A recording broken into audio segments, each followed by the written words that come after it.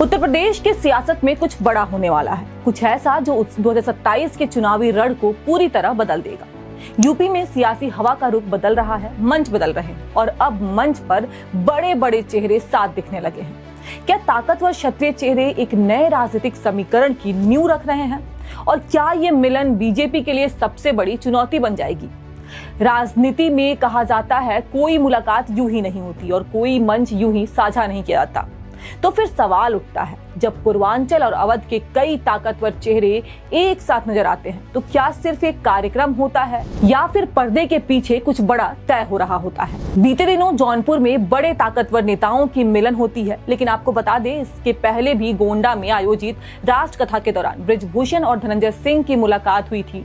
फिर कहा जाने लगा था कि यूपी में क्षत्रिय नेता भविष्य के लिए किसी साझा राजनीतिक रणनीति पर काम कर रहे हैं। राजनीतिक विश्लेषकों का मानना है कि यदि यह जोड़ी इसी तरह साथ रही तो आगामी चुनावों में भाजपा के स्थानीय समीकरणों और नीतियों को कड़ी चुनौती मिल सकती है। राजनीतिक सूत्रों की माने तो बीते कुछ समय से क्षत्रिय समाज को लेकर हो रही टिप्पणियां, सोशल मीडिया पर चल रही बहसें और कुछ नीतिगत फैसलों को लेकर समाज के भीतर नाराजगी का माहौल बनता दिखाई दे रहा है। कहा जा रहा है कि यही वजह है कि अब समाज के बड़े नेता खुलकर सामने आने लगे हैं। बृजभूषण शरण सिंह ने भी अपने बयान में साफ संकेत दिया कि अब समाज को एकजुट होकर अपने सम्मान और अधिकार के लिए खड़ा होना होगा। उन्होंने कहा कि दबदबा था, दबदबा है और दबदबा रहेगा और जब तक हम जिंदा हैं समाज की लड़ाई लड़ते रहेंगे। उनके इस बयान को राजनीतिक तौर पर एक मजबूत संदेश के रूप में देखा जा रहा है।